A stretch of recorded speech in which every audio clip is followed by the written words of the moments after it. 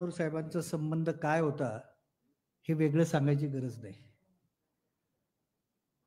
इतका जाणता माणूस मुख्यमंत्री मिळणं ही काय पुण्याई असते, हे आत्ताच्या काळात काही नव्याने सांगण्याची गरज नाही. आणि ती किती असावी म्हणजे एक छोटीशी फक्त आठवण त्याची सांगून कार्यक्रमाची आपण सुरुवात करू. महानोर साहेबांच्या मध्यस्थीने ज्ञानपीठ विजेते लेखक डॉक्टर भालचंद्र नेमाडे आणि यशवंतराव यांची अखेरच्या काळात औरंगाबादच्या गेस्ट हाऊसला भेट झाली आणि खूप गप्पा झाल्या. कविता, साहित्य, समीक्षा याची चर्चा झालीच. पण नेमाड्यांनी आग्रह केला यशवंतरावांना, की तुम्ही लिहिलं पाहिजे आणि ते सगळं तपशील आहे, मी तो आता वाचत नाही. आणि यशवंतराव त्यांना सांगत होते सारखं, की हे लिहिणं इतकं सोपं नाही, माझ्यासाठी ते अवघड आहे. मी तसा साहित्यिक नाही, हे नाही. तर नेमाडे म्हणाले, "जसं असेल तुमचं तसं, पण तुम्ही तुमच्या शब्दात तसंच लिहिलं पाहिजे आणि आपल्याला नवल वाटेल, पण कृष्णाकाठ, सागर काठ आणि यमुना तीर ही 3 नावं नेमाड्यांना सुचवलेली आहेत यशवंतरावांना, की तुम्ही म्हणजे तिथे बसल्या-बसल्या रात्रभरात हे सगळे लोक बसले असल्यामुळे त्यांनी ती रचना पण केली, का तुम्ही कुठल्या आठवणी 46 पर्यंत तुम्ही तिथे होतात कराडमध्ये कृष्णाकाठ. पुढचं मुंबईमधलं 62 पर्यंत सागरकाठ आणि यमुना तीर दिल्लीतला प्रसंग आणि दुर्दैवाने आपल्याला एकच खंड हाती मिळाला. दुसरे 2 राहून गेले. पण महानोर साहेबांच्यामुळे अशा सगळ्या गोष्टी आणि तोच वारसा आदरणीय पवार साहेबांनी पुढे चालवला. महानोर साहेबांनी यशवंतराव चव्हाण सेंटरच्या कार्यामध्ये प्रचंड योगदान दिलं. ते आमचे विश्वस्त होतेच. पण विश्वस्त पद याच्यापेक्षा जाऊन ते चव्हाण सेंटरचे कार्यकर्ते होते आणि अनेक उपक्रम त्यांनी सातत्याने या ठिकाणी केले आणि त्याच्यातून चव्हाण सेंटरची आजची जी ओळख आहे जनमानसातली, ती ओळख निर्माण होण्यामध्ये त्यांचा मोठा सहभाग, मोलाचा सहभाग आहे. आज हा कार्यक्रम आम्ही गेली 2 वर्ष या ठिकाणी करतो. अशोक भाऊ आणि जैन फाउंडेशनचे सगळे सहकारी, शंभू पाटील आणि परिवर्तनचे सगळे सहकारी, या सगळ्यांची खूप मोठी मदत असते. 16 सप्टेंबरला महानोर साहेबांची जयंती होती आणि त्या दिवशी बहिणाबाईंच्या कवितांचा कार्यक्रम इथे झाला. आज दुर्दैवाने आपल्याला खूप खुर्च्या रिकाम्या दिसतायत. पण त्या दिवशी आम्ही लोकांना बसवू शकलो नाही. इतकी गर्दी 16 सप्टेंबरला याच सभागृहामध्ये झालेली होती आणि अतिशय उत्तम कार्यक्रम शंभू पाटील, हर्षल आणि बाकीच्या सगळ्या सहकाऱ्यांनी या ठिकाणी केला. आपल्याला काही कारणामुळे आज ही डेट बदलावी लागली. पुढच्या वर्षीपासून आपण ती दुरुस्ती करू पुन्हा एकदा. तर या सगळ्याच्या निमित्ताने आपल्या सर्वांचं स्वागत करण्यासाठी यशवंतराव चव्हाण सेंटरच्या कार्याध्यक्षा सुप्रियाताई बोलणारच आहे, पण त्याच्या आधी आमचे खानदेशचे उपाध्यक्ष आणि महानोर साहेबांच्या सगळ्या जडणघडणीचे साक्षीदार आहेत अरुणभाई. अरुणभाईंनी स्वागतपर बोलावं आणि मग सुप्रियाताई बोलतील. अरुणभाई.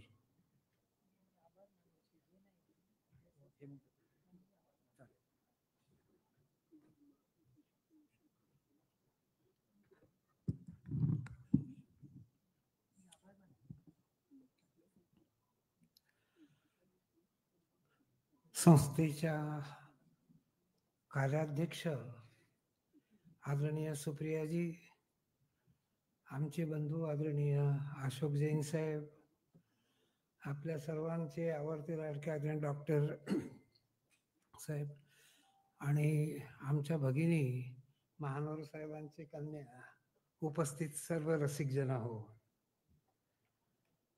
1 वर्ष झालं महानोर साहेबांना. महानोर साहेब महाकवी होते आणि महान कवी होते. जैत रे जैत म्हटल्यानंतर त्यांची आठवण संबंध महाराष्ट्राला आणि मराठी भाषिकांना व्हायची. निसर्गप्रेमी होते, तसे मानवतावादी देखील होते. त्यांच्या एक एक कविता जर आपण पाहिल्या तर आपल्याला की कशा पद्धतीने, आता पाण्याच्या संदर्भात आपण जे पुरस्कार देणार आहोत तो पाण्याचा देखील पुरस्कार देणार आहोत. महाकवी महानोराने म्हटलं होतं की पाणी पाणी पाणी आणि पाणी पाणी पाणी, पाण्यासाठी फिरतोय अनवाणी, सांगतोय कहाणी, ऐके ना कोणी, आता कबीराचा दोहा जीवना कारणे. अशा पद्धतीच्या पाण्याच्या संदर्भात देखील एक अत्यंत चांगलं असं कवितेच्या माध्यमातनं समाजाचं परिवर्तन करण्याची शक्ती, ही शक्ती महाकवी महानोरमध्ये होती. मोडलेल्या माणसांचे दुःख ओले झेलताना, त्या अनाथाच्या उशीला दीप लावू झोपताना, केवळ निसर्ग कवी नव्हते, मानवतावादी कवी होते. आणि मला सांगायला आनंद वाटतोय की अशोक भाऊ या ठिकाणी बसलेले आहेत. त्यांचे वडील मोठे भाऊ म्हणून संबंध खानदेशात आणि महाराष्ट्रात प्रसिद्ध आहेत. अशी अभिन्न मैत्री होती कवी महानोरांची आणि भवरलाल जैन साहेबांची.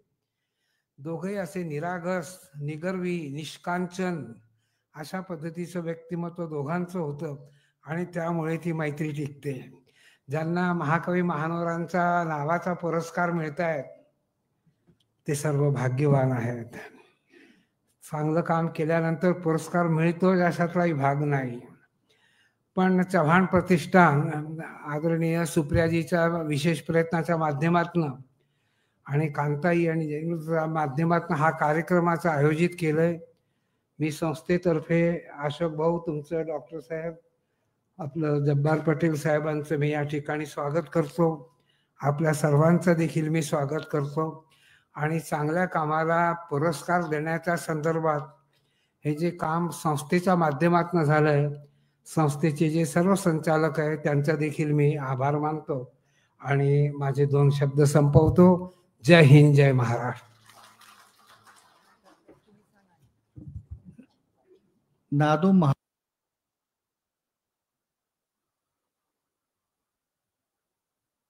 किती रात्री जाती सांगतात. मला NCBA मध्ये झालेला तुमचा कार्यक्रम आधी महानोरांची आणि तुमची झालेली मुलाखत आठवते. आणि दोघे इतके जवळचे मित्र, पण हे पुणेकर त्यामुळे थोडा खवचटपणा यांच्या अंगात पण तेवढाच महानोरांच्या अंगात होता. जैत रे जैतची आठवण काढली त्यामुळे जैत रे जैतचा जो प्रसंग ते स्मिता पाटील आणि मोहन आगाशांचं गाणं चित्रित केलंय, ते म्हणाले जब्बार पटेलांनी मला प्रसंग सांगितलं, म्हणाले मी लिहितो आता. ते म्हणले नाही, तरी मला 1 तास समजावत होते ते प्रसंग काय आहे ते सगळे करायचे, असं मला समजावून सांगितलं. बघू आपल्याला काय समजावून सांगतायत डॉक्टर जब्बार पटेल. आठवणी तुम्ही सांगणार ना त्यांच्याबरोबरच्या.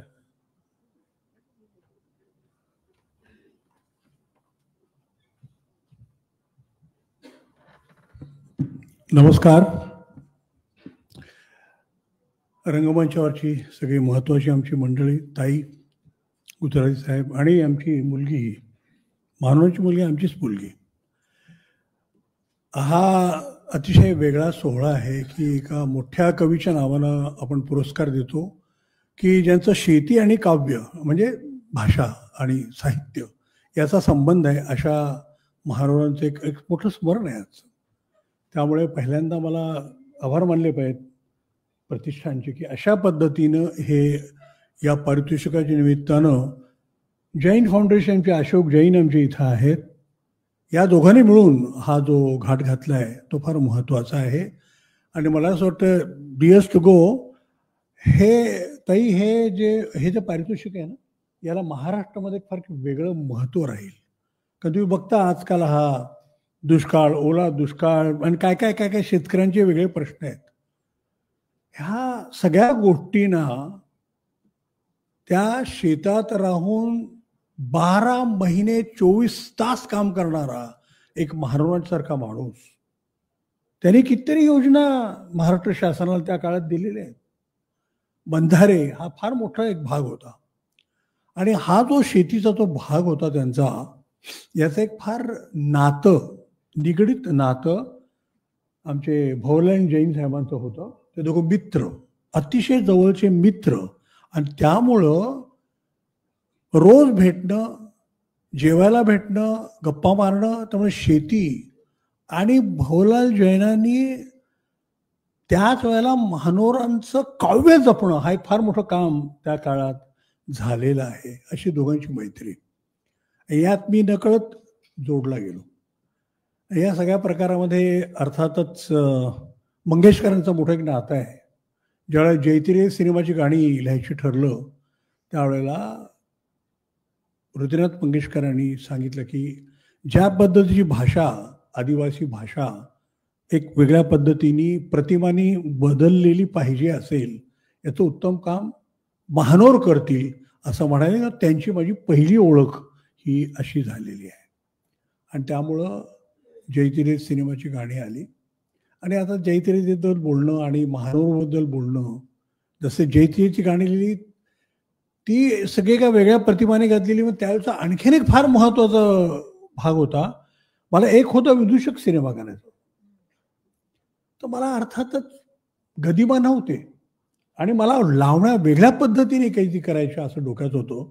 आणि त्यामुळे पटकथा ही पु ल देशपांडेंची होती.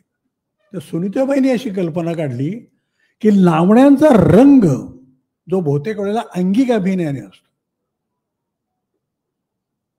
तर बहुतेक सगळं स्त्रीचं अंग, तिच्याबद्दलच्या सौंदर्याबद्दल अशा पद्धतीने डायरेक्ट शारीरिक स्वरूपाने लावणी असते. पण सुनीताबाई पु ल देशपांडेने एक वेगळं घाट घातलं. ते म्हणाले की निसर्गातून लावणी फुलली पाहिजे. निसर्गातून फुलायची असेल आणि त्या अर्थानं जायचं असेल तर महानोरला सांग लावण्या न्यायला. आणि मग महानोर, आणि त्यावेळेला जरा शेतात काही प्रश्न होते त्यांचे, आणि माझी जवळजवळ एक 8 गाणी त्या व्हायच्या होत्या रेकॉर्ड.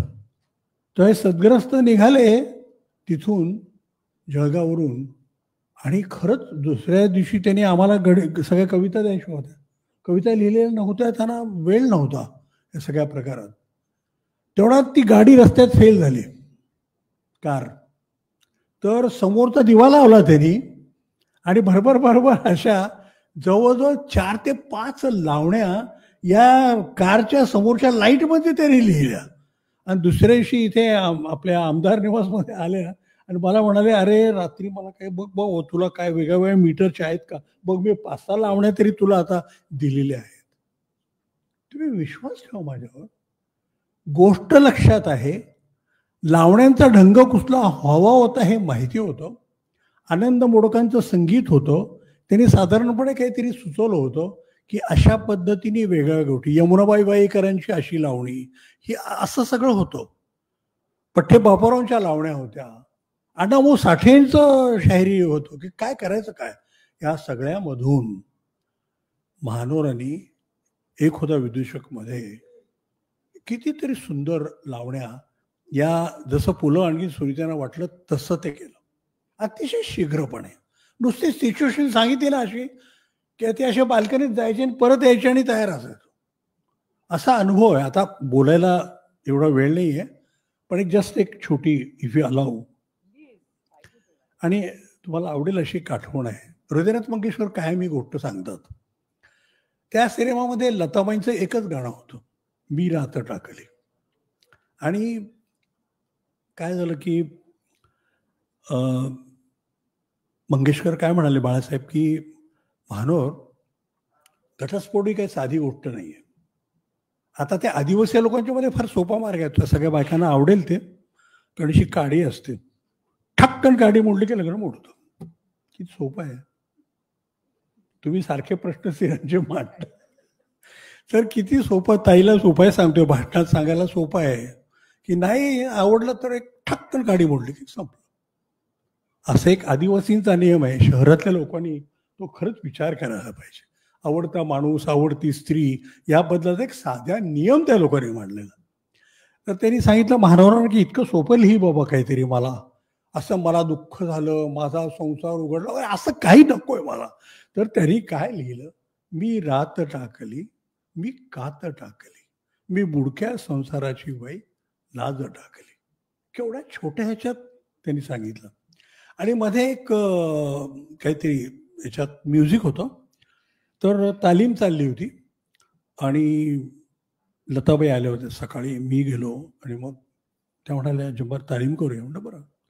त्या गायला लागल्या आणि त्याला तर भावाचं, त्यांनी भाऊ होतं, त्यांनी केलेलं चाल असल्यामुळे मनापासून म्हणाले काय डॉक्टर काय सुंदर चाल लावली नाही रे बाळणी. म्हणलं हो सुंदरच लावली, पण कुठेतरी मी अस्वस्थ आहे मनामध्ये हे त्यांना कळत होतं. काय झालं होतं, त्याच्या आधी एका अल्बमसाठी म्हणून एक गाणं बाळासाहेब करत होते आणि ते होतं आरती प्रभूंचं. सरसर वाजे सरसर वाजे पत्ताच नाही, वाऱ्याचा निरोप आला, असं एक ते छानपैकी ओळ होती. मला ते इतकं आवडलं होतं की त्यांच्या खोलीत मी गेलो बाळासाहेबांच्या, की तेव्हा सांगितलं हे आरती प्रभूचं हे आता एक मी नवीन अल्बम करतोय, त्यातलं गाणं ही कविता आहे. मला चाल ती इतकी आवडली होती. मी बाळासाहेब म्हणलं की खरंच मला असं वाटतं की चोरायला पाहिजे. म्हटलं अरे नाही, हे हे HMV साठी मी अल्बमसाठी केलंय, हे तुला मिळणार नाही, नको काहीतरी करू. म्हणलं बरं बरं बरं, मी काही बोललो नाही. आणि लताबाई बसल्यात, आणि मी रात टाकली. आणि त्यासारखे मला एक दाद मिळायची असते. शेवटी भावाचं कंपोजिशन आहे, म्हटलं चांगलंच केलंय. पण मला कुठेतरी ना, मला पिक्चरायझेशन देत होतं. ते असं होतं की ती स्मिताने जे काम केलंय ती काडी मोडते आणि नंतर रानावनात मोकळी अशी मी रात टाकली, मी असे की आता मी काही धरबंध नाही, मी मोकळी झाले, असं ते होतं. तर मला कुठेतरी ते जे गाणं सांगणारे 3 अँकर होते, एक बाई असते, 2 लोक, राम रानडे, चंद्रकांत काळे, ते काम केले. हे किती खुश झाली हे सांगण्यासाठी, म्हणून एक त्यांचा कोरस होता. त्या कोरससाठी ती जागाच नव्हती त्या कवितेमध्ये. आणि मग तेवढ्यात महानोरान बसले, काय बाबा काय चाललंय, रवींद्र आला साठे, तो बसला. तर दीदी म्हणाले याला जब्बारला काहीतरी सांगायचं वाटतं. म्हटलं नाही दीदी, फार सुंदर आहे, पण काय झालंय की हे ध्रुपद झालं की नंतर अंतरा सुरू होतो, याच्यामध्ये काहीतरी पाहिजे. बाळासाहेब मंगेशकर जर अपसेट झाले, डॉक्टर अरे दीदी गाणं आहे, एकमेव गाणं यातलंय, तर काय मध्ये आणताय तुम्ही, दीदी गातायत. म्हणलं हो ना, पण दीदीला कळत होतं. एक आज विश्वात गाजणारं बाईंचं नाव, केवढी प्रतिभाशाली गायिका. त्या म्हणले बाळ, त्याला काय म्हणायचं ते म्हणू दे, तो दिग्दर्शक आहे. तर मी तेवढ्यात माझा बाण टाकला आणि मी म्हटलं की बाळासाहेब, यामध्ये कुठेतरी कोरस येतो. कोरस येतो, काय कोरस येतो याच्यात. आणि मी चक्क म्हटलं की आता जरा ती ढापणारी गोष्ट आली. ती जी कविता होती खानोळकरांची, सर सर वाजे, सर सर वाजे, पत्ताच पत्ताच नाही, वाऱ्याचा निरोप आला, आताच आताच नाही, अशी चालू त्यांची. तर दिदी बघायला लागली, त्याचं काय, ती खानोळकरांची कविता आहे, इथं काय आहे. म्हटलं काही नाही, मला हे हे कोरस म्हणून हवंय. तर महानोर बघत होते, असं याच्या डोक्यात काय आलं, हे काय असतं, लावणीमध्ये एक झील असते, झील. आणि ती झीलमध्ये जी मूळची लावणी आहे त्याला सोडून वेगळ्या अंगाने कोरस गातो. तर दिदी म्हणाले तो चांगला बोलतो. तर रवी आला होता, रवी साठे. ते म्हणले रवी जरा बघ रे, हे गाऊन बघ काय आहे ते. मग तो गायला, तर ते आवडलं. म्हणजे ते असं होतं, मी रात टाकली, मी कात टाकली, मी मुडक्या संसाराची बैलाज टाकली, असं होतं. आणि त्याला त्याला जोडून एकदम सर सर वाजे, सर खर वाजे, असं होतं. त्यामुळे मला आवडते. दीदी म्हणाल्या. नंतर मग महानोर होते. महानोर म्हणले अरे ते खानोलकरांचं आहे, ते मीटर बघ काय आहे. तर आता बाळासाहेबांच्या हातातून सिच्युएशन चालली होती. ते जर असे अस्वस्थ होत होते, आता हे काय चाललंय, हे सगळं काय चाललंय. ते मला म्हणाले अरे हे खानोलकरांचं आहे. तर महानोर आपले काय मीटर आहे दाखव. सरसर वाजे, सरसर वाजे. म्हणजे माझी एक कविता ऑलरेडी आहे. आणि म्हणून त्यांच्या संग्रहातल्याच ओळी होत्या. तुम्ही जर कोरस त्या गाण्यातला ऐकला असेल, तो महानोर म्हणले मीटर तेच आहे, म्हणून त्यांनी टाकलं. आणि ते मीटर आलं. अशा पद्धतीने चक्क लताबाईंनी ते गाणं मान्य केलं आणि मग महानोरांनी त्यांच्या ओळी दिल्या. अशा पद्धतीत ते गाणं झालं. पण गंमत बघा मंगेशकरांची अशी असते की एका भावसरगम नावाच्या एका कार्यक्रमात त्यांच्या मी गेलो होतो. मी कुठेतरी असं 7-8 वेळा शिवाजी मंदिरला. पण ही माणसं मनाने का मोठी होती, मंगेशकर मंडळी. ते मला बघितलं, बाळासाहेबांनी बघितलेलं. तो कार्यक्रम चालला होता. मला आता मी गाणं गाणार आहे, त्याच्याशी या माणसाचा संबंध आहे. आणि त्यांनी मला बोलवलं स्टेजवरती आणि ते गायले. ते म्हटलं हे मधलं जे आलंय ना आत्ता, ते सगळं या माणसाने सुचवलं. हे इतकं मनाचं मोठेपण असतं. तर या सगळ्या गोष्टी जमून येतात. पण एखाद्या फटकन सगळं तसे फक्त बघितलं त्यांनी हे गाणं. इतकं सुंदर हे महाराजांचं व्यक्तिमत्व होतं, त्यांचं काव्य होतं. आणि मला त्यांच्यावर अगदी मुक्ता नावाच्या सिनेमात पण त्यांचं गाणं आलं मला द्यायला. वहिनी फारच एक अभूतपूर्व अशी बाई सुलोचनाबाई आमच्या. अशा सगळ्या आमच्या घरगुती आठवणी आहेत सगळ्या. आणि जणू काही महानोर, मी, माझी बायको आणि असं एक आमचं एक काहीतरी वेगळं नातं होतं. आणि त्यामुळं मला असं वाटतं की आता आमच्या वार्षिक सभेमध्ये आमच्या ताईंनी चांगला विषय काढला, म्हणजे मराठी भाषा याबद्दल त्या बोलल्या. खरंच आहे, अभिजात दर्जा वगैरे आला.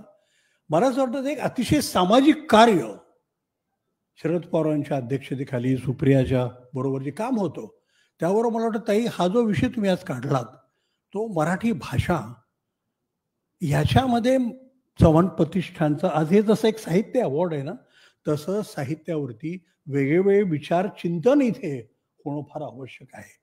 आणि हे यशवंतराव चव्हाण यांच्या नावानं असलेलं हे सगळं सभागृह आहे. म्हणजे पुस्तकाचे प्रेमी केवढं त्यांचं ते काव्यावर प्रेम सगळं महानोर हे पुन्हा यशवंतराव सापडलेलंच एक सोन्याचं एक मोठं हे होतं. त्यांना आवडलेलं कारण संमेलनात त्यांनी केलेलं. तर असा हा योग हा जुळून आणलेला आहे. मला काही असंख्य आठवणी असतात पण कसं असतं की आपण आपल्याकडे ठेवल्या पाहिजे जपून आणि त्या हळूहळू सांगितल्या पाहिजेत. ते ताईला आवडतं ते असं एकदम सगळं सांगायचं नाही. ते तिच्या भाषणामध्ये असेच करते काहीतरी एक असं ठाक्कन आणते की दिल्लीवाले असे होतात की काही बाई काय सांगते आज म्हणजे असं या बाईचं वागणं असतं. म्हणजे ते पार्लमेंटमध्ये जे ताई बोलतात ते इतकं काहीतरी विलक्षण असतं की तुम्हाला आश्चर्य वाटेल की एके दिवशी मला एक अचानक फोन आला. मी सांगितलं त्यांना ताईचं एक भाषण झालं आणि अतिशय सुंदर भाषण केलं आणि मला इतका अनयुज्युअल फोन आला तो फोन कोणाचा असेल तो शर्मिला टैगोरचा होता. शर्मिला टैगोर ने बोला कि जब्बार अरे यार ये लड़की शरद पवार की लड़की है ना ये क्या बोलती है यार कमाल है. बोला सुप्रिया हाँ नंबर है आपके पास. मेरा हाँ उसको बोल देना कल का मैंने भाषण सुना है पार्लियामेंट में बहुत अच्छा था. अशी आमची ताई वेगवेगळ्या क्षेत्रातून दाद मिळवणारी अशी आहे की लोकांना पटकन कळतं की ही बाई आहे बायकांचे प्रश्न घेऊन उभी आहे महाराष्ट्राचे प्रश्न उभी आहे इतकं त्याचा संस्कृतीचे प्रश्न घेऊन उभे आहे. त्यामुळं आता भविष्यामध्ये सुप्रियाताई काय काय करतायत हे गुजराती सर पाहतील. आणि मुख्य म्हणजे आज अशोक जैन इथे आमच्या इथे आलेले आहेत की जे आजच्या या पारितोषिकाच्या ह्याच्या मागे उभे आहेत भक्कमपणे. त्यांनी ते सगळं महाराजांचं सगळं आयुष्य जवळून बघितलंय. त्यामुळे आज मला आनंद होतो की आमचे जैन फाउंडेशनचे सगळे लोक इथे आहेत.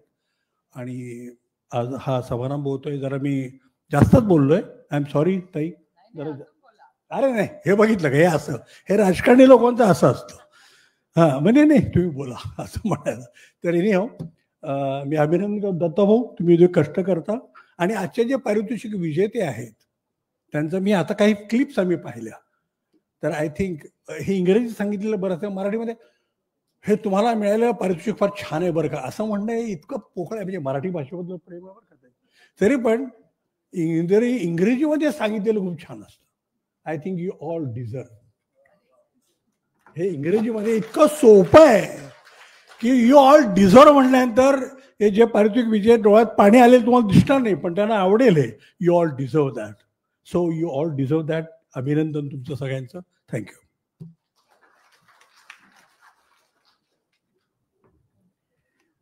धन्यवाद डॉक्टर साहेब. तुमच्या आठवणी तुम्ही टप्प्याटप्प्याने सांगत राहा त्याला काही हरकत नाही. पण आता अमोल पालेकरनी पण आत्मकथन लिहिलंय सई परांजपेंचं पण झालंय नसिरुद्दीन शहाचं पण झालंय. डॉक्टर जब्बार पटेल कधी येणार मला ताई म्हणाला सांगा विचारा त्यांना म्हणून काय करायचं. तर तुम्ही खरोखरच कारण जब्बार पटेलाचं आत्मकथन कुठे सिनेमा चित्रपटाच्या कहाण्या नाही तो एक सामाजिक परिवर्तनाच्या इतिहासाचा पट आहे सांस्कृतिक जीवनाचा एक पट आहे. तो खरंच आहे. आणि सरलाताई आता बसल्यात मी सरलाताईला बोलायला सांगणार आहे इथे आता मौलानाची कन्या आठवणी सांगा बाकी काही आजचा काही हा भाषणाचा प्रसंग नाही हा घरगुती आहे. पण महानोरांनी अगदी शेवटच्या काळात समकालीन प्रकाशनांबरोबर सुहास कुलकर्णी आणि आनंद अवधानी यांनी त्यांच्याकडून लिहून घेतलं यशवंतराव आणि मी पु ल देशपांडे आणि मी आणि ह्या सगळ्या ज्या आठवणी शरदराव आणि मी. आणि तुम्हाला लक्षात येईल की तो तपशील वाचताना तुम्हाला लक्षात येईल की ते साहेबांवर शेतकरी दिंडीत होते.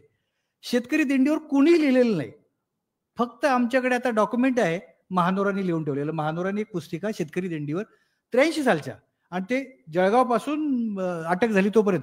आणि यशवंतराव शेवटी त्या दिंडीत सामील झालेत आणि यशवंतरावांना अटक करून अमरावतीच्या त्या गेस्ट हाऊसला नेलंय आणि ते एसटीत बसून लिहिलंय. आणि यशवंतराव गमतीनं असं म्हणतात का 1948ला एसटीचं उद्घाटन झालं तेव्हा एकदा एसटीत बसलो होतो आणि आता दुसऱ्यांदा एसटीत बसलो म्हणाले. अशी ती आठवण आहे. तर हे सगळं महानोरांनी लिहून ठेवलं म्हणून आम्हाला माहिती नाही तर कसं कळणार आहे. जब्बार पटेलांना मी आमचे ते म्हणजे वयाने थोर आहेत, पण आमचं अक्षरशः मैत्रीसारखं नातं आहे. थोडंसं आम्ही त्याचा गैरफायदा घेऊन मी कधी तर जास्तही बोलतो त्यांच्याशी, याची मला जाणीव आहे. पण हा इतिहास जर तुम्ही लिहिला नाही, जसं पवार साहेबांना सुद्धा खूप अनेकांनी आग्रह केला, तेव्हा लोकमान्य सांगायचे काहीतरी आपल्या हाती लागलं. आणि यशवंतरावांचे 2 खंड जे राहिले त्याची महाराष्ट्राला खंत आहे.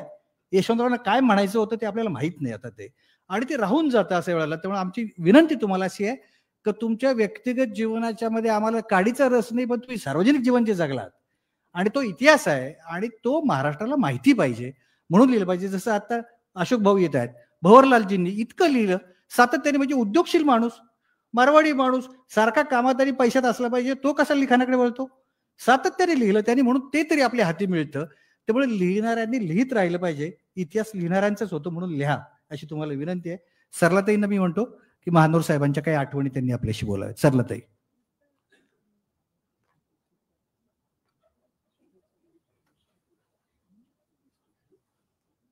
सर्वांना नमस्कार.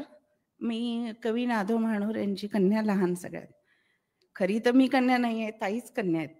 ताई जे काही करतायत आज दादांसाठी ते आमच्यासाठी खूप मोठी गोष्ट आहे. आणि अशोक भाऊ यांनी दादांसाठी खूप काही केलेलं आहे. दादा कोण आहेत हे सगळ्या जगाला माहिती आहे. बाबांनी सांगितलं होतं की तुम्ही काही नाही बोलला तरी चालेल, जग वाचतंय, जग वाचेल, ऐकेल, माझ्यासाठी खूप काही करेल.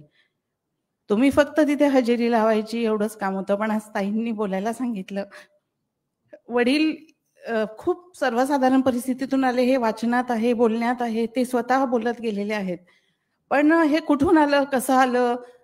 आदरणीय पवार साहेब, यशवंतराव चव्हाण साहेब, भवरलाल जैन काका, सुप्रियाताई, पवार काका, जब्बार काका, हे सगळे इतक्या जवळ कसे आले, कुठून आले?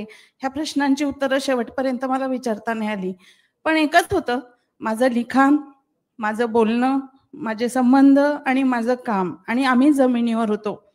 पवार काका, यशवंतराव चव्हाण साहेब, जब्बार काका, भवरलाल काका, हे सगळे जमिनीवर बसलेली लोक होती. जमिनीवर बसून कामं केलीत त्यांनी कधी त्यांचा मोठेपणा सांगितला नाही. छोटीशी होती, 4-5 वर्षाची असेल. पवार काका आले, आमच्या घरात फॅन नव्हता, आमच्या घरात कुठली व्यवस्था नव्हती, पण काका यायचे. काय येतात, कशासाठी येतात, काय यांचं लिखाण चाललेलं असतं, कुठल्या चर्चा चाललेल्या असतात, कधी कळलं नाही मला. एका बाजूला कविता होत होत्या, एका बाजूला चव्हाण साहेब शोधत होते, एका बाजूला पवार काका शोधत होते, एका बाजूला जब्बार काका शोधत होते, लता दीदी पत्र पाठवत होत्या. हे काय चाललंय हे शेवटी जेव्हा बाबा गेले त्या 2 महिन्यात त्यांनी छोटंसं मला सांगितलं की बेटा, हे सगळं माझ्या कष्ट, म्हणजे माझी शेती, माझा निसर्ग, माझे पक्षी, माझं काम, आणि मी जमिनीवरच होतो. मी कुठला स्वार्थ नाही केला, म्हणून मला माणसं जुळवता आली आणि जोडली, आणि माझ्या लिखाणाने मी पुढे गेलो. पुढे कदाचित तुम्ही हे सगळं नाही करू शकणार, पण ॲटलिस्ट ह्या सगळ्यांशी तुम्ही सोबत राहा, जोपासत राहा.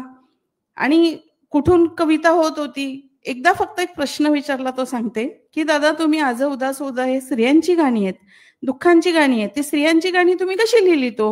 तर मला म्हटलं, बेटा हे वेगळं नव्हतं. तुझ्या आईचं दुःख होतं ते मी मांडत गेलो, माझ्या आईचं दुःख होतं ते मी मांडत गेलो. तर असं लिखाण पुढे आलं. ते पुढे चालतही राहील. खूप बोलण्यासारखं नाहीये, अवॉर्ड्स आहे. आज एवढे मोठे मोठे सगळे लोक, कर्तृत्ववान लोक इथे आले, त्यांना माझ्या बाबांचं नाव आज लागलं त्यांच्या पुरस्काराला. याच्यासाठी मी खरं तर साहेबांची, ताईंची आणि भाऊंची खूप आभारी आहे की आज हा स्टेज एवढ्या मोठ्या ठिकाणी, आज साहेबांच्या सोबत बाबांचा फोटो लागला, हा आमच्यासाठी ईश्वरापेक्षा कमी नाही. आज चव्हाण साहेब फार मोठा माणूस होता. आज वडील म्हणायचे की मला त्यांनी पुत्र मांडलं होतं, तर त्याचं आज हे जे 2 फोटो मी बघितले, हे माझ्यासाठी फार मोठी गोष्ट आहे. आम्ही कदाचित बाबांसारखं होऊ नाही शकणार, पण आम्ही ताईला साथ देऊ. ताईंनी आज जे काही बाबांसाठी केलं, अजूनही राहिलंय खूप सारं. मी ताईंना तेच बोलले, पळसखेड तसंच आहे, तिथे सगळ्या गोष्टी त्यांच्या तिथेच आहेत, तशाच्या तशाच आहेत. पण त्याला सुद्धा थोडंसं अजून एक रंगरंगोटी जर केली तर अजून ते फार पुढे जाईल. शाळा येतात, मुलं येतात, स्कूलची मुलं येतात, अभ्यासक येतात, ते गाव शोधत येत आहेत आजही. तिथे बाबा मला दिसत नाही, पण त्यांच्या आठवणी, त्यांचे पक्षी, त्यांचं झाडं, फुलं आजही तिथेच आहेत. तर माझ्या ताईंना विनंती आहे की ताई, तुम्ही एवढं सगळं आमच्यासाठी केलंय, हे खूप आहे. आज हे स्टेज आमचं नाही, माझं उभं राहण्याची एवढी हे नाहीये, लेवल नाहीये, पण आज मला हे स्थान मिळवून दिलं, मला आज बोलायची संधी दिली.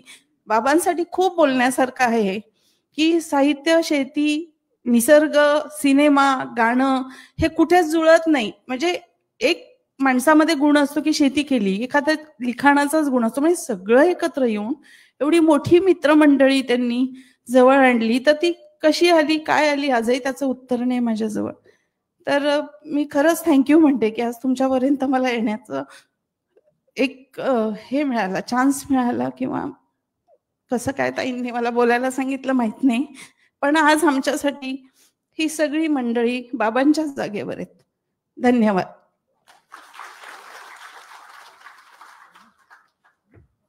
धन्यवाद सरलाताई.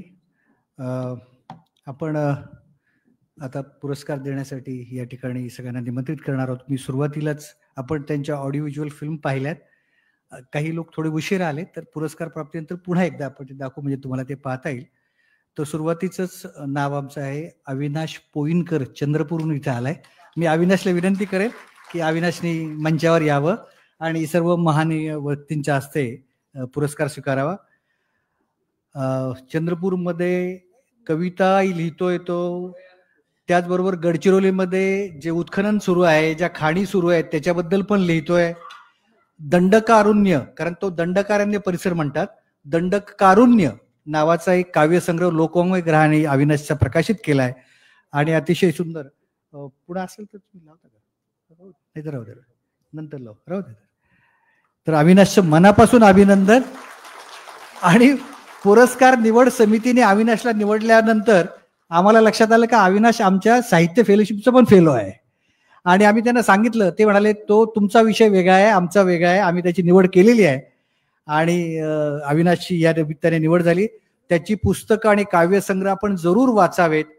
महाराष्ट्राला दंडकारण्यमधून एक नवीन चांगला ताकदीचा लेखक आणि कार्यकर्ता मिळालेला आहे, ही नक्की खात्री या निमित्ताने मी देऊ इच्छितो. त्याच्यानंतरचा अविनाश,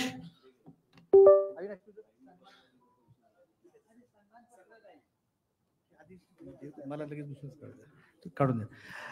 दुसरा पुरस्कार आपण या ठिकाणी देतो पुण्याहून अतिशय सातत्याने उत्तम लिहिणारी हिना कौसर खान. हिना कौसर खानना मी विनंती करतो की कृपया हिनाने मंचावर यावं. मुक्त पत्रकार म्हणून गेली 16 वर्षाहून अधिक काळ काम करते.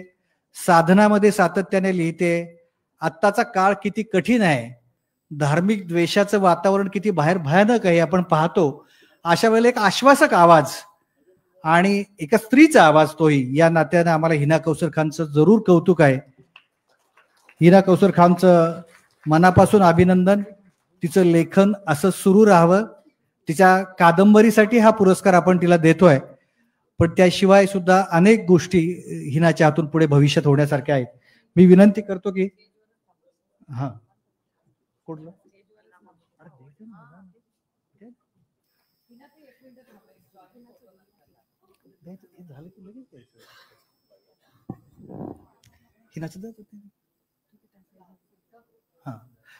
वैभव देशमुख यांना मी विनंती करतो. कवी आणि गीतकार, गझलकार वैभव देशमुख दुष्काळी भागातून बुलढाण्याच्या आलेले. पेंटर म्हणून औरंगाबादमध्ये पेंटर म्हणून काम केलं, साईनबोर्ड पेंटर, आणि तिथून तो कवितेकडे वळाला. आज जे लिडिंगचे 4 मराठी सिनेमे आहेत त्याची गाणी वैभवची आहेत. 2 गझल संग्रह वैभवनी प्रकाशित झालेले आहेत. आणि चव्हाण सेंटर बरोबर फार पूर्वीपासून तो काम करतो. हो, हे वैभव. आणि महिला साहित्य संमेलन औरंगाबादला आम्ही जे घेतलं होतं त्याचं थीम सॉन्ग सुद्धा वैभव देशमुख. लेखनीचे पंख आम्हाला. अतिशय सुंदर गझल, सुंदर कविता आणि सुंदर गीतकार, महानोरांचा खऱ्या अर्थाने वारसदार मिळालेला वैभव देशमुख. आणि तोही त्या बुलढाण्याच्या, म्हणजे ज्याला म्हणतो की खानदेश आणि मराठवाड्याची माती येऊन जिथे मिळते तिथूनच अशी माणसं मिळतात बहुधा. तर वैभव देशमुखचं मनापासून कौतुक या पुरस्कारासाठी. पुढचा पुरस्कार सुचिता खल्लाळ, नांदेड. त्यांचं पहिल्यांदा अभिनंदन. शिक्षणाधिकारी म्हणून त्यांना मला वाटतं नुकतीच ऑर्डर आता मिळालेली आहे. शिक्षक म्हणून, सहशिक्षक म्हणून सुरुवात केली. एक एक परीक्षा देत देत आज सुचिता शिक्षणाधिकारी पदावर आता चार्ज घेते आहे. आणि मराठवाड्यामध्ये भाषेचं आणि साहित्याचं तर काय म्हणू पीक आहेच आहे. सुचिताने आपल्या कवितांनी ज्या कविता अनेक ठिकाणी त्याच्यावर लिहून आलंय, तिने कादंबरी लिहिल्यात. दोन्ही साहित्य प्रकार अतिशय सुचिता ताकदीने हाताळते आणि एखाद्या पुढच्या प्रसंगामध्ये चव्हाण सेंटरमध्ये सुचिताच्या वैभवच्या आणि अविनाच्या काव्य गायनाचा कार्यक्रम आम्ही कविता वाचनाचा नक्की ठेवू. त्यानिमित्ताने सुचिताचं मनपूर्वक अभिनंदन. सुचिता नांदेडहून आज या कार्यक्रमासाठी आली. यानंतर शेती आणि पाण्याची जी आपण 2 पारितोषिकं निवडलेली आहेत, त्यात मी साधना वर्तक यांना विनंती करतो त्यांनी मंचावर यावं. साधनाताई आपल्याच डहाणू पालघर जरा वाढवळ समाजाचा जो भाग आहे, जिथं अतिशय उत्तम भाजीपाला होतो, उत्तम पानं पिकवली म्हणजे पानवेलीची पानं पिकवली जातात. केवळ 2.5 एकर शेतीमधून अतिशय उत्तम प्रकार आहे साधनाताईंनी. आणि त्यांची मार्गदर्शक असलेली सासू आणि नवऱ्याच्या मृत्यूनंतर मुलांच्या शिक्षणासाठी 2.5 एकर मधून त्या बाईंनी जे लावून ठेवलं, जैन इरिगेशनचाही उपयोग केला, पाण्याची बचत केली आणि आता मल्चिंग करून मिरची सारखी शेती उत्तम रीतीने त्या करतायत आणि त्याच्यातून उत्तम उत्पन्न घेऊन मुलांना पुढचं शिक्षण देत आहेत. त्यांच्या गावाला आमच्या कार्यकर्त्यांनी भेट दिली तेव्हा ते अगदी पाहण्यासारखं अतिशय समुद्राच्या आणि हायवेच्या मधलं गाव. साधना वर्तक यांचं मनापासून अभिनंदन. आणि महानोर साहेबांच्या शेती आणि पाण्याच्या कामाला पूर्ण न्याय देणारा हा पुरस्कार.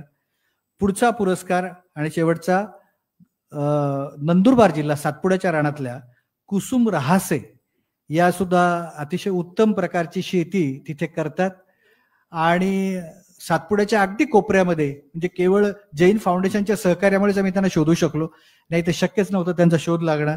अतिशय उत्तम प्रकारची शेती सातपुड्याच्या रानामध्ये त्या करतात आणि ते करून मुलं शिक्षणा करून नाशिक पर्यंत पोहोचवलीत त्यांनी. त्यांचा एक मुलगा आता नाशिकला राहतो, 4 मुलांचा संसार आणि त्यांच्याही दुर्दैवाने वैधव्य आलेलं आहे. नवऱ्याच्या मृत्यूनंतर अतिशय सामर्थ्यानिशी आत्मविश्वासाने पुढे राहून उभं राहून त्यांनी स्वतःची शेती आणि स्वतःचं जीवन मुलांचं जीवन उभं केलेलं आहे. त्यामुळे कुसुम रहासे यांचंही आम्ही मनापासून अभिनंदन करतो. आणि या सगळ्यासाठी सगळ्यांची ज्यांची मदत झाली त्याच्यात आमचे स्वाभाविकरित्या अशोक भाऊ आहेत. अशोक भाऊंना विनंती करतो की आपण आपलं मनोगत या निमित्ताने व्यक्त करावं. अशोक भाऊ जय.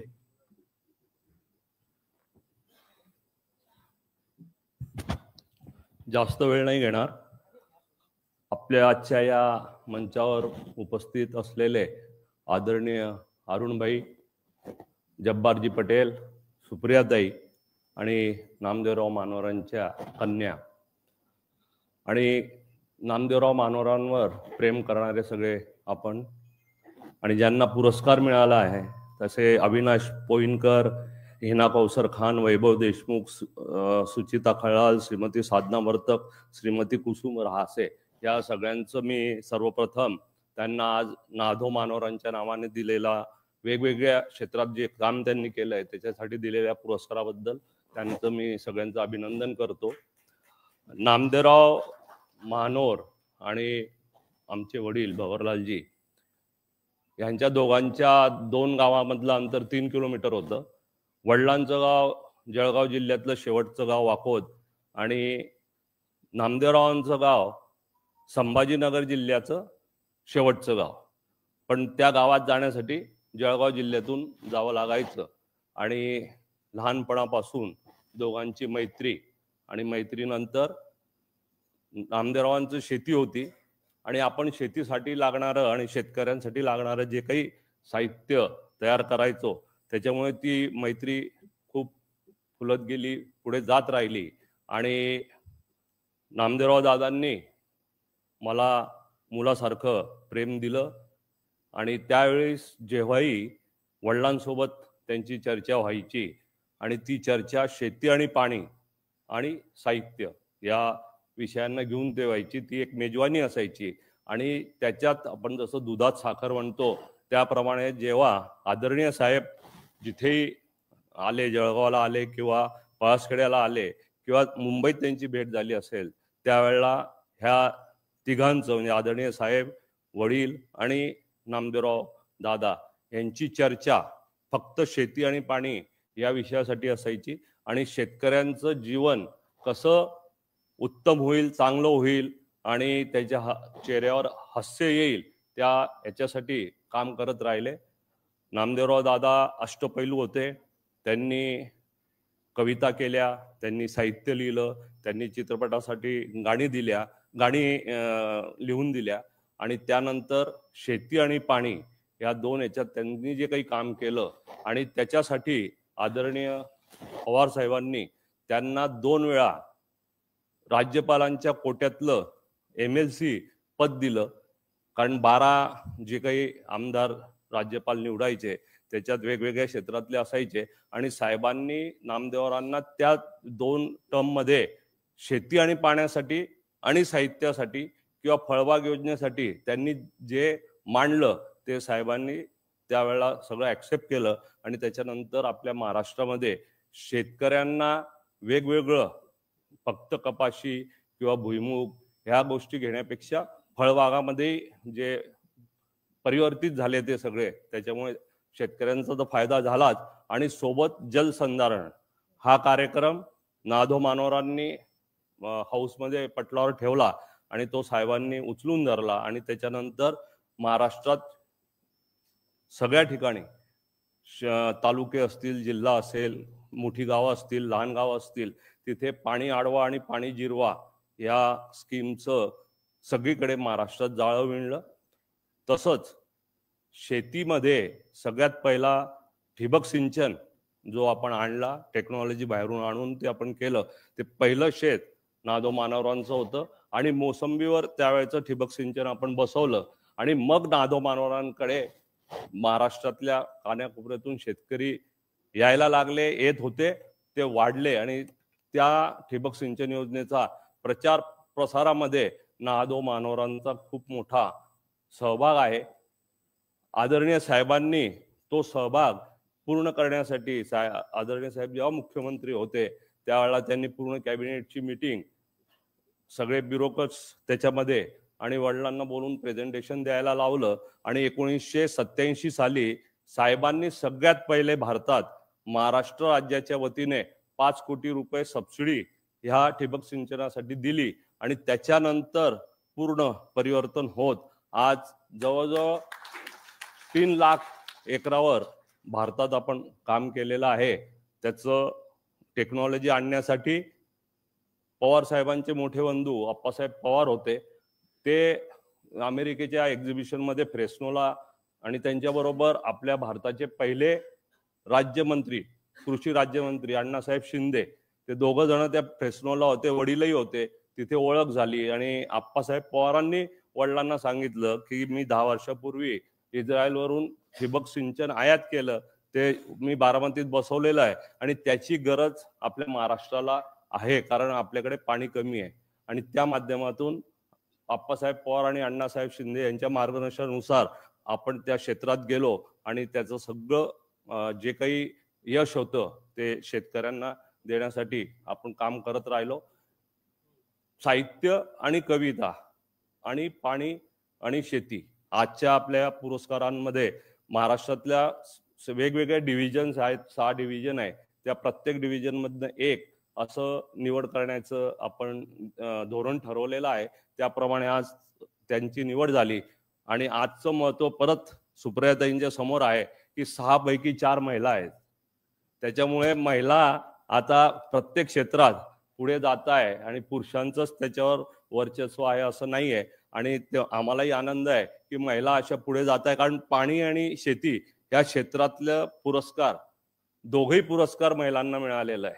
आणि शेती करताना काय काय करावं लागतं, काय हाल होतात हे सगळं माहीत असून सुद्धा त्यांनी त्याच्यात जायचा निर्णय घेतला आणि आज ते चांगल्या पद्धतीने शेती करतायत. नवीन तंत्रज्ञान वापरून त्यांनी शेती केली आहे आणि त्याच्यामुळे आज ते आपल्या सगळ्यांच्या समोर इथे आले आणि एका चांगल्या व्यक्तीच्या नावाने, चांगल्या माणसाच्या नावाने, चांगल्या शेतकरीच्या नावाने, चांगल्या साहित्यिकाच्या नावाचं नादो मानव पुरस्कार या सगळ्यांना भेटला आहे. मी परत सगळ्यांचं एकदा अभिनंदन करतो. यशवंतराव चव्हाण प्रतिष्ठान आदरणीय साहेबांनी हा विषय जेव्हा मागच्या वर्षी मी साहेबांना म्हटलं होतं की त्यांचं आपल्याला त्यांच्या गावी पळसखेड्याला आपण स्मारक बनवू, तर साहेबांनी मला सांगितलं स्मारक बनवू कोणी येतील नाही येतील खेड्यागावात, त्याच्यापेक्षा आपण असं काम करू की जेणेकरून ते वर्षानुवर्ष काम चालत राहील आणि नादो मानोरांचं नाव महाराष्ट्रातल्या प्रत्येक ठिकाणी कान्याकोपऱ्यात सुद्धा गाजत राहील. म्हणून आपण स्मारक असं न करता पुरस्काराच्या माध्यमातून स्मारक उभं करू. म्हणून मागच्या वर्षी पहिल्यांदा हा कार्यक्रम झाला, ते गेल्यानंतर हे दुसरं वर्ष आहे आणि मला खूप आनंद आहे की ह्या चांगल्या कार्यक्रमासाठी साहेबांनी भवरलाल आणि कांताविजयन फाउंडेशनलाही संमलित करून घेतलं आणि यशवंतराव चव्हाण प्रतिष्ठान आणि आमची संस्था हे दोघं मिळून हा कार्यक्रम दरवर्षी साजरा म्हणजे 2 वर्ष झाले करतोय आणि पुढेही हे अखंड चालत राहील अशी ग्वाही देऊन मी इथे थांबतो. जय महाराष्ट्र. महाराष्ट्राचा यशवंतरावांनी परिवार कसा उभा केला होता तुम्ही बघा. आता सारखी चर्चा जातीची, धर्माची, प्रदेशाची होते. कोण कोण कुठले लोक, आणि यातल्यापैकी प्रत्येक माणूस पळसखेडला जाऊन आलाय. यशवंतराव स्वतः पळसखेडला गेले, शरदराव पळसखेडला, पु ल देशपांडे आणि सुनीतीबाई जाऊन राहिल्यात, जब्बार पटेल जाऊन राहिले, ही सगळी मंडळी. त्यामुळे ही फक्त सांगण्याची आणि देखाव्याची नाती नाही, ती खरी मनापासूनची होती. आणि त्यांचं पत्रव्यवहार वाचल्यावर आपल्याला ते बारकाईने लक्षात येतं. मी प्रतिष्ठानच्या कार्याध्यक्ष आणि या कार्यक्रमाच्या निमंत्रक आदरणीय सुप्रियाताईंना विनंती करतो की त्यांनी आभार मानावेत. त्यानंतर सगळ्या पुरस्कारार्थींनी वरती यायचे, एक फोटो होईल आणि राष्ट्रगीतानंतर कार्यक्रम. नमस्कार. यशवंतराव चव्हाण सेंटरमध्ये कविवर्य नादो महानोर पुरस्कार या कार्यक्रमाच्या निमित्ताने आपण आज इथे जमलेलो आहोत. ह्या कार्यक्रमाला आवर्जून उपस्थित राहिले आपल्या सगळ्यांचेच मार्गदर्शक डॉक्टर जब्बार पटेलजी, माननीय अरुणबाई, माननीय श्री अशोक भाऊ जैन, ज्यांचा कौतुक सोहळा असे श्री अविनाश, श्रीमती हिना कौसर, वैभव, श्रीमती सुचिता, श्रीमती साधना, श्रीमती कुसुम. आज योगायोगाने आणखीन महत्त्वाची काही लोक ज्यांच्या बरोबर आपण अनेक वर्ष चव्हाण सेंटर जवळून काम करते असे अनिकेत दादा, गोरेसाहेब, प्रभाताई, दत्ता, विजूभाऊ, हे सगळेच यशवंतराव चव्हाणांवर प्रेम करणारे आणि अनेक वर्ष ह्या संस्थेबरोबर संबंधित असलेले आपण सगळ्यांचंच मी इथे स्वागत करते आणि या कार्यक्रमाला आपण उपस्थित राहिला याबद्दल आभारी मानते. आज हा कार्यक्रम होत असताना सरलाताईंच्या बरोबर भेट आणि अनेक जुन्या आठवणी ह्या खरं तर ह्याचा उजाळा झाला. कारण का मी जब्बार काकांना आता तेच सांगत होते की त्या काळामध्ये हे सगळे लोक वेगवेगळ्या भागातून आले, पण त्या नियतीच्या मनात काहीतरी होतं की कुटुंब म्हणून गेल्या 6 दशकामध्ये या सगळ्यांनीच महाराष्ट्रात काम केलं. तुम्ही उदाहरण बघा, आदरणीय पवारसाहेब बारामतीचे, जब्बार पटेल कुटुंब हे दौंडचं, बांधाला बांध. त्याच्यानंतर त्यांची ओळख कैलासवासी यशवंतराव चव्हाणांमुळे महानोर साहेबांची झाली. त्यांनी जैत रे जैतचा उल्लेख केला. त्या सिनेमामध्ये लीड ॲक्टर स्मिता पाटील. स्मिता पाटलांचे वडील हे आदरणीय पवारसाहेबांना गुरुवर्य आणि अनेक वर्षाचे पवार कुटुंबाचे आणि पाटील कुटुंबाचे ऋणानुबंध जे आजही आहेत. त्यामुळे ह्या डॉक्टर आगाशेंना साहेब कॉलेजपासून ओळखत. म्हणजे ह्या सगळ्याची एक जी मूठ बांधली गेली ती कशी गेली, कोण कुठून आलं, आणि गेल्या 6 दशकाच्या महाराष्ट्राच्या राजकारणात पण आणि समाजकारणात पण आणि जे काही लिखाण झालं ह्या सगळे 50 लोकांच्याच अवतीभोवती फिरलेलं आहे. तुम्ही बघा, आणि एकामेकावर प्रेमाने मनापासून सगळ्यांनी टीकाही केली. गुंजभर त्याच्यापेक्षा जास्त प्रेमी एकामेकावर केलं. पण हा जो नात्यातला ओलावा ह्या पिढीने दाखवला तो अनिकेत दादा आपल्या मध्ये कमी झालेला आहे मला वाटतं. आणि यावेळेस जब्बार काकांनी आठवण आवडेल, तुम्ही इंस्टाग्राम बघता का नाही मला माहिती नाही, पण परवा इंस्टाग्रामवर मी एक रील पाहिलं. त्याच्यात आपल्या दोघांचे लाडके जावेद साहेबांचा एक रील होता आणि त्या रीलमध्ये ते असं म्हणाले की रोमॅन्स ही खूप सुंदर गोष्ट असते आणि तो संपवला कोणी रोमॅन्स तर मोबाईलने. कारण का प्रेम हे कसं असतं की त्याच्यात लॉंगिंग असतं की अरे कधी ती भेटेल मला, कधी दिसेल मला, तिची एक झलक तर झलक बलक सोडा, व्हिडिओ कॉल केला ती लगेच दिसते. ते झलक वगैरे भूल जाय, ते 70 mm आहे. आणि त्याच्यामुळे त्यांचं म्हणणं आहे की तो सगळा रोमॅन्स या तंत्रज्ञानाने संपवून टाकलेला आहे. ते जे लॉंगिंग आहे प्रेमामध्ये. त्यामुळे मला कधी कधी वाटतं की महानोर साहेब आज कशावर कविता त्यांनी लिहिली असते, कारण का तो काळ एक होता. आणि आज खरं तर ज्या अनिकेत दादा ज्या भागातून येतात तिथे जो प्रचंड नुकसान झालेलं आहे. म्हणजे हा कार्यक्रम करत असताना दत्ताभाऊ आणि मी करायचा का नाही करायचा अशा द्विधा मनस्थितीत गेले 8 दिवस आहोत. कारण का ज्या पद्धतीने महाराष्ट्रात प्रचंड नुकसान झालेलं आहे. आणि आम्ही सातत्याने, हा काही राजकीय व्यासपीठ नाही, पण आमचं सगळ्यांचंच मत आहे की या राज्यामध्ये तातडीने कर्जमाफी तर झालीच पाहिजे, पण ओला दुष्काळ हा तातडीने जाहीर झाला पाहिजे. हा काही राजकीय विषय नाही, हा एक सामाजिक विषय झालेला आहे. लोकांची आयुष्य उद्ध्वस्त. म्हणजे काल मला ती बातमी पण बघवेना की एक आई तिच्या मुलाला घेऊन काल ती घराच्या बाहेर पडली आणि तिचं मूल वाहून गेलं तिच्या डोळ्याच्या समोर. म्हणजे ह्याच्यासारखं दुःख म्हणजे मला अजूनही विश्वास बसत नाही. असं होऊच कसं शकतं की आई मुलाला बाहेर नेते आणि पाणी कुठून तरी येतं, ती त्या मुलाला पकडायला बघते पण पाणी इतकं जोरात तिचा हात सुटतो आणि ते मूल जातं. आणि ती तासनतास ओरडत होती, मुलाला शोधत होती आणि 8 तासांनी तिच्या मुलाचं प्रेत तिला मिळालं. ती किती भयान गोष्टी. आणि मी खरंच मीडिया इथे आहे म्हणून नाही, पण मीडिया आणि तिथले कॅमेरामॅन ज्या पद्धतीने या स्टोरीज कव्हर करतात, आपण खरंच त्यांचं कौतुक केलं पाहिजे की आपल्याला ह्या वेदना, कदाचित लातूरची गोष्ट झाली तेव्हा बातम्या वर्तमानपत्रात येत होत्या, पण ह्यांच्यामुळे आज आपल्याला रोज ग्राउंड रिपोर्ट जो सातत्याने मिळतो. आणि माझा विश्वास आहे की महाराष्ट्राचं सरकार काय करेल तेव्हा करेल, पण महाराष्ट्राचा मराठी माणूस, जो मराठी माणूस कोण, जो महाराष्ट्रात राहतो तो मराठी माणूस, तो मराठी माणूस पुढचे 3 ते 6 महिने पूर्ण ताकदीने पुन्हा महाराष्ट्र बांधण्यासाठी आणि तुमचा मराठवाडा नांदेड तो भाग भरण्यासाठी ताकदीने उतरेल याचा माझा पूर्ण त्याच्यावर विश्वास आहे.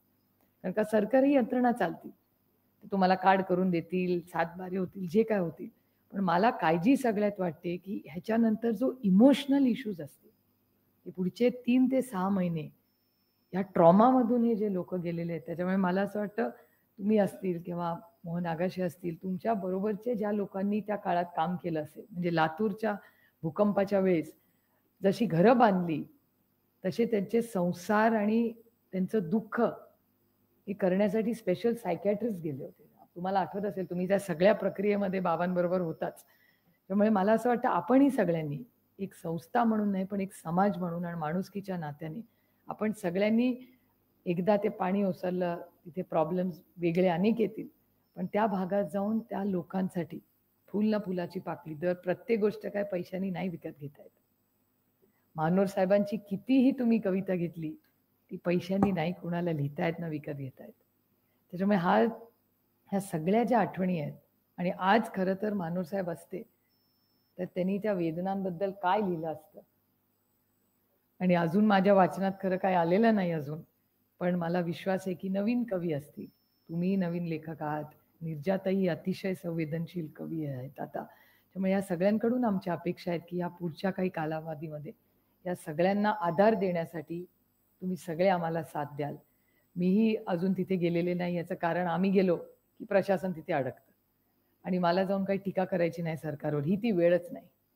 आता वेळ आहे तिकडे जाऊन जेवढं जमेल तेवढं लोकांची संसार आणि त्याला इमोशनल आधार द्यायची ही वेळ आहे. ह्याच्यात आपण सगळे एकत्र कार्यरत राहूया. आणि यशवंतराव चव्हाण प्रतिष्ठानने आपल्याला या सेंटरच्या माध्यमातून, मला एक काळ आठवतो, दत्ताभाऊ आहेत, विजय, निलेश त्या काळात खूप ॲक्टिव्हली त्याच्यात त्यांनी काम केलं की ज्या ज्या कुटुंबांमध्ये शेतकऱ्यांनी आत्महत्या केल्या त्या महिलांना साथ देऊन त्यांना स्वतःच्या पायावर उभं करण्याचं खूप मोठं काम MGM, जैन फाउंडेशन या सगळ्यांच्या मदतीने त्या काळात आम्ही करू शकलो. मला वाटतं ही परत ती वेळ आलेली आहे की त्या कुटुंबांबरोबर जाऊन तिथे बसून त्यांचा सुखदुःख ऐकून त्यांना इमोशनल सपोर्ट देण्याची पुन्हा, कारण का आपण सायकॅट्रिस्टच्या टीम्सही त्या काळात केल्या होत्या आणि त्यांच्यासाठी एक स्पेशल प्रोग्राम केला होता, गावात जायचं, मग कीर्तनकार असतील, ह्या सगळ्यांची मदत पुढच्या काही महिन्यात आपल्याला सगळ्यांना घ्यावी लागणार आहे आणि आम्ही सगळे त्या कामाची सुरुवातही आम्ही केलेली आहे. पण जरी या महाराष्ट्र ह्या सगळ्यातून चालला असला तरी काही चांगल्या आठवणी ही मी सांगू इच्छिते. कारण जब्बार काका म्हणली गोष्ट खरी आहे की तो काळच वेगळा होता. आणि तुमच्या काळातले मी काल का परवा शिवाजी युनिव्हर्सिटीला बोलले तेव्हा आवर्जून जब्बार काकांचा उल्लेख मी माझ्या भाषणात केला की जब्बार काकांचे सिनेमे आज जर पुन्हा थिएटरला लागले तर ते थिएटर राहील का नाही मला जरा डाऊट आहे. म्हणजे त्या काळामध्ये एवढा पुरोगामी विचार ज्या पद्धतीने इतका सहजतेने मांडला आणि कौतुक त्यांचं मांडला म्हणून पण कौतुक गुंजभर जास्त त्या ऑडियन्सचं ज्यांनी तो आत्मसात केला. कदाचित नवरा बायकोमध्ये त्या प्रश्नांबद्दल दबक्या आवाजात चर्चाही झाली असेल पण समाजात त्या गोष्टी होतात ज्या दबक्या आवाजात बोलत होते त्या मांडण्याची हिंमत त्यांनी त्या काळात केली. आणि त्या समाज म्हणजे आपण मॉडर्न झालो फक्त कपड्यांनी. ही पिढी जी आधीची होती ती पिढी सरला आपल्या आई वडिलांची पिढी आपल्यापेक्षा जास्त पुरोगामी विचाराची होती. आपण मला वाटतं थोड्या कोत्या मनोवृत्तीचे व्हायला लागले. छोट्या छोट्या गोष्टी असतात त्याच्यावरनं इतकी टीका होते की आपल्यालाच वाटतं अरे बापरे आपण जरा बॅकफुटवर खेळलेलंच बरं किंवा कमी बोललेलंच बरं. ह्यांनी कधी विचारच केला नाही. मन मोकळेपणे ते बोलत गेले आणि तो समाज त्या गोष्टींनी बदल घडवत गेला. मला वाटतं ती खरंच त्या पिढीचं आपण कितीही कौतुक केलं तरी कमीच आहे. आणि पळसखेडच्या अनेक आठवणी सरला तुम्ही आता सांगितल्या आणि जब्बार काकांनी मी आत्ताच बोलत होतो की तुम्ही ज्या गोष्टी सांगितल्या तिथे अनेक लोक जातात मग स्मारक करायचं नाही करायचं या गोष्टी करत असताना अशोक भाऊ मी आपल्याला विनंती करीन की आपला हा कार्यक्रम तर होईलच पण आपण सगळ्यांनी समग्र महानोर म्हणून एक वेबसाईट करून त्यांच्या सगळे जे अवॉर्ड्स आहेत सगळी माहिती ही एका जागेवर मिळाली पाहिजे. हे काम पुढच्या वर्षभरात आमच्याकडून हे उभं राहील आणि समग्र म्हणजे ज्याला महानोर साहेबांबद्दल जे काही माहिती हवी असेल ती तिथे त्यांना मिळेल. आणि त्यांना असंख्य अवॉर्ड्स मिळाले. आता ते ठेवलेत कुठे काय त्या परिस्थिती आहेत तर त्या कुटुंबालाही माझी विनंती राहील की एक छोटंसं एक्झिबिट आपण त्यांचं तिथे करूया का. मग ते गावाला करायचं का काय मला वाटतं आपण ते सगळं एक्झिबिट करून त्याच्या मागे कुठे मिळालं कुठल्या कवीसाठी त्या कवितेसाठी मिळालं ह्या सगळ्याची माहिती. आणि तुम्ही बघा आपण परदेशी जातो परदेशी गेल्यावर आपण छोट्या न छोट्या गावात जातो कुठला तरी मोठा कवी तिथे लेखक तिथे राहिलेला असतो. तसं कल्चर हे महाराष्ट्रात किंवा भारतात का नाही हो. आपण जसं कलकत्त्याला गेलो की टागोरांकडे जातोच जातो तसं महाराष्ट्रात जो माणूस येईल तो महानोरांच्या घरी गेलंच पाहिजे. हे जेव्हा आपल्याकडून होईल मला वाटतं तेव्हा एक मोठा बदल हा आपल्या म्हणजे मी त्याला टुरिझम असा शब्द वापरणार नाही पण प्रत्येकाला वाटलं पाहिजे की अरे मी महानोर साहेबांच्या गावाला गेलं पाहिजे.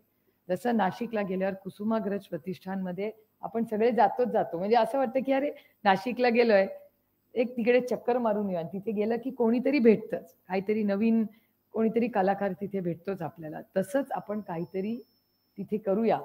लोकेशन वाईज लॉजिस्टिक्स वाईज कसं काय करता येईल. आणि एखादा रस्ता छोटा मोठा करायचा असेल तर आपण गडकरी साहेबांना विनंती करू ते कधी नाही म्हणणार नाहीत. पण लॉजिस्टिकली पण ह्या गोष्टी झाल्या पाहिजेत. कारण आपल्या देशामध्ये आपण परदेशाच्या एवढ्या कौतुक करतो. मी तर सगळ्यांना सांगते जगात कुठेही फिरा जर एलोरा अजंठा बघितलं नसेल ना तर तुमच्या आयुष्याला काहीच अर्थ नाही. कारण काय जगामध्ये सगळ्यात सुंदर वास्तू कुठली असेल माझ्यासाठी तर ती एलोरा अजंठा. म्हणजे असं वाटतं की रोमला गेल्यावर रोम ठीक आहे चांगलं आहे पण मेरा एलोरा अजंठा रोम से तो बहुत ज्यादा सुंदर आहे. पण आपण कधी त्या पद्धतीने त्याच्याकडे बघितलं नाही. त्यामुळे हे जे कल्चर आहे जे आधीच्या पिढीत होतं ते पुन्हा कसं जिवंत करायचं. आणि मराठी भाषा म्हणजे मराठी भाषेबद्दल जब्बार काकांनी जो उल्लेख केला त्या काळातला मराठी सिनेमा असेल किंवा मराठी भाषा असेल त्याच्यावर प्रेम ही भाषणापुरतं खूप मी ऐकते. सरकारी अनेक योजना करतं पण योजना करत असताना आपल्या सगळ्यांची मुलं माझ्या सकट इंग्रजी माध्यमात शिकतात. पण ती शिकत असताना मराठी भाषेसाठी आपण आणखीन काय करू शकतो की त्याच्याबद्दल प्रेम वाटलं पाहिजे आपल्या मुलांना. मुलांना असं वाटलं पाहिजे मावशीलाही प्रेम करतो आपण पण आईवर सगळ्यात जास्त प्रेम असतं आणि ती आपली मायभाषा. तर त्या मायभाषेसाठी अजून काय करता येईल काय सोप्या भाषेत किंवा पद्धतीने नवीन पिढीला आपल्याला काय सांगता येईल. किंवा महानोर साहेबांची ही वेबसाईट जर झाली तर नवीन तंत्रज्ञानाच्या मध्ये आपण महाराष्ट्र सरकारला विनंती करूया का की शिक्षणामध्ये महानोर साहेबांवर एखादं म्हणजे 3 वर्ष त्यांच्या कवितांवर काहीतरी अभ्यासक्रम करा. अशाहीच गोष्टी असतात त्यामुळे त्या शिक्षणाच्या माध्यमातून ती आवड ही होऊ शकते. त्याच्यामुळे करण्यासारखं खूप काम आहे. त्यांनी आपल्यासाठी खूप मोठा साठा ठेवलेला आहे. आता पुढे काय करायचंय हे आपल्या हातात आहे. आणि सरला तुमचे वडील हे अजरामर आहे. कधीच ते विसरले जाणार नाही. त्यांनी केलेली गाणी, त्यांनी जे लिखाण केलेलं आहे ते आजपासून 100 वर्ष झालं. त्याची दीदींचा आवाज आहे. दीदींचा एक आवाज ऐकला की असं वाटतं आपला दिवस आज छान जाईल. तशीच तुमच्या वडिलांच्या ज्या कविता आहेत त्या नेहमीच आपल्या अंतःकरणात आयुष्यभर राहतील.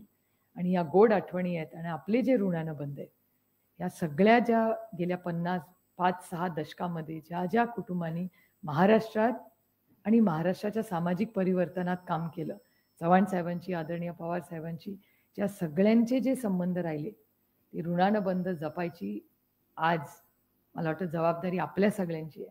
आणि ती मराठी भाषा, ती संस्कृती ही आपल्यासारख्या पिढीने पुढे नेण्यासाठी यशवंतराव चव्हाण सेंटर हे जे काही करायला लागेल, नवीन तंत्रज्ञानाचा वापर करून किंवा जे काही तुम्ही सुचवाल त्या माध्यमातून आपण सगळे एकत्र मिळून करत राहूया. हा कार्यक्रम वर्षातून एकदा होईलच, पण त्याबरोबर आणखीन काही नवीन कविता किंवा नवीन काही कवी जे होत आहेत आपण त्यांची वेबसाईटवर वगैरे काम करूच, पण मराठी आणि मानव असं काही नवीन नातं जोडून आपण जर जिल्ह्यांमध्ये जाऊन काही नवीन करू शकलो तर मला वाटतं ते आपल्याला नक्कीच करता येईल. मी एक फक्त जैन फॅमिलीचे गंमत सांगून माझं भाषण संपवणार आहे. जैन कुटुंबाचं खूप मोठं योगदान आहे. त्यांच्याकडे गांधीजींवर सगळ्यात सुंदर म्युझियम हे त्यांच्या वडिलांनी भवरलालजींनी केले. अप्रतिम आहे ते. म्हणजे किती वेळा बघितलं तरी असं वाटतं की अरे नाही आपल्याकडून काहीतरी राहून गेलं.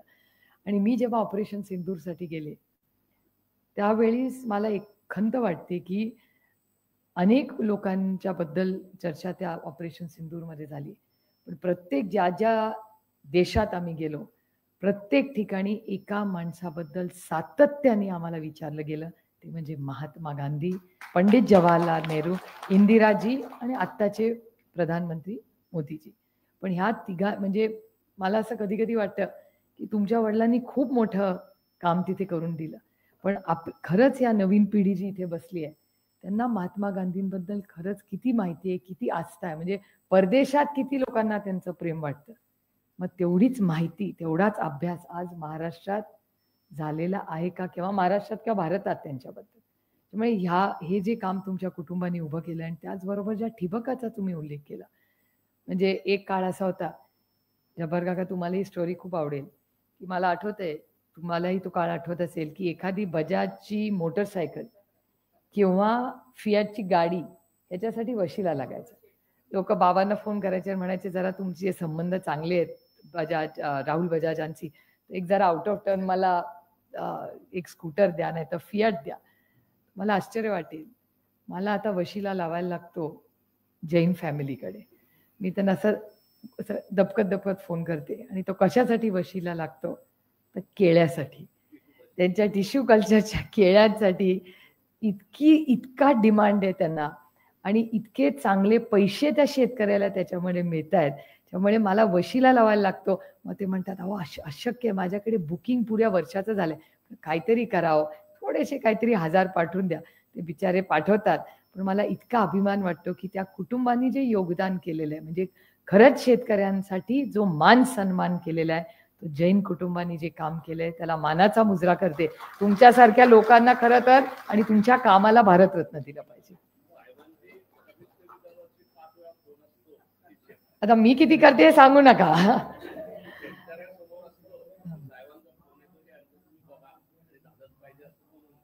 लाखो रुपये आमचे भागात शेतकरी, म्हणजे अनेक ठिकाणी आता शेतकरी ऊस लावत नाहीत पण जैन इरिगेशनची केळी लावतात आणि खूप मोठी क्रांती त्याच्यामुळे टिश्यू कल्चरमुळे, हॉर्टिकल्चरमुळे आज देशात होते. त्यामुळे ह्या सगळ्या प्रक्रियेत शेती असेल, पाणी असेल, आपली भाषा असेल, या सगळ्याचं एक खूप सुंदर नातं हे मानोर साहेबांनी खरं तर ती जी मूठ बांधली, त्याच मानोर साहेबांना मी विनम्र अभिवादन करते. आणि ते आपल्यात आज नसले तरी त्यांची आठवण, त्यांनी लिहिलेली गाणी आणि त्यांनी आपल्याला दिलेला आनंद हा आयुष्यभर आपल्या अंतःकरणात राहील. आणि त्यांनी केलेलं काम, त्यांच्यासारख्या कविता आम्ही लिहू शकत नाही, पण त्यांनी केलेलं काम त्यांच्या कुटुंबाबरोबर पुढच्या पिढी आणि अनेक पिढ्यांबरोबर पोहोचवण्याचा प्रयत्न हा यशवंतराव चव्हाण सेंटरच्या माध्यमातून नक्की पूर्ण करीन. आपण आज आलात, तुमच्या सगळ्यांचं मी मनापासून स्वागत करते आणि असेच चांगले कार्यक्रम तुम्ही जी साथ देता, दाद देता, त्याच्यामुळे चव्हाण सेंटरच्या माध्यमातून आम्ही होतोय. आज अंधश्रद्धा निर्मूलनाचाही एक मोठा कार्यक्रम चव्हाण सेंटरच्या माध्यमातून. माझी श्रद्धा प्रचंड आहे पण माझी अंधश्रद्धा नाही, त्याच्यामुळे त्यांच्याबरोबरही अनेक वर्ष आताच तुम्ही दिसला मला म्हटलं त्यांचंही आज खूप मोठं काम उभं आहे. त्याच्यामुळे महाराष्ट्रात अनेक लोक अतिशय सुंदर काम करत राहतात. त्याच्यावर जब्बार काकांनी खूप सिनेमेही केलेले आहेत. पण हे सगळं जे आहे चव्हाण साहेबांचं नुसतं नाव आणि फोटो घेऊन होणार नाही. त्यांनी जे संस्कार आपल्यावर केले ते पुढवण्याची नैतिक जबाबदारी आज आपल्या सगळ्यांवर आहे. आपणही आम्हाला काही फीडबॅक देत जा किंवा काही उपक्रम नवीन करायचे असतील तर जरूर आम्हाला सांगा. ही वास्तू ही काय फक्त कुठल्या व्यक्तीची नाही आहे, ही चव्हाण साहेबांची नाते. ती जेवढी मी इथे बसते तेवढे तुमच्या प्रत्येकाने या वास्तूत यावं, या वास्तूत आपण बसावं आणि पुढचा महाराष्ट्र कसा घडावा याच्याबद्दल आम्हाला मार्गदर्शन करून आपण एकत्र काम करू. आणि महाराष्ट्राची आन बान आणि शान, मी थोडी कॉम्पिटिटिव्ह आहे आणि मी स्वतःवर कॉम्पिटिशन जास्त करते. त्याच्यामुळे माझी नेहमी इच्छा असते की संसदेत बसलं की महाराष्ट्र सगळ्यात एकच नंबर असला पाहिजे. हे दुर्दैव आहे की आज महाराष्ट्र सगळीकडे एक नंबर नाही, पण आपण सगळ्यांनी जर ठरवलं तर महाराष्ट्र हा देशात पुन्हा जो कैलासवासी यशवंतराव चव्हाणांचा महाराष्ट्र होता तो एक नंबरला नेण्यात फार काही अवघड नाही. त्यामुळे तुमची साथ ही संस्थेला आणि राज्याला खूप महत्वाची आहे. अशीच साथ आपण द्या. एवढंच म्हणून पुन्हा एकदा आपण सगळे आलात, व्यासपीठावरचे सगळे मान्यवर आले, जैन कुटुंब एवढ्या लांबून आलं त्याबद्दल तुमचे मनपूर्वक आभार मानून आपली रजा घेते. जय हिंद, जय महाराष्ट्र.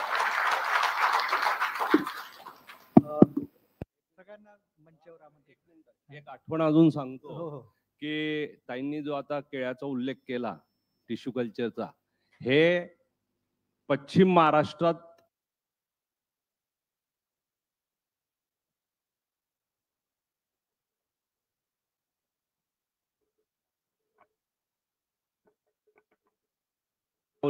त्यांच्या स्वतःच्या शेतामध्ये.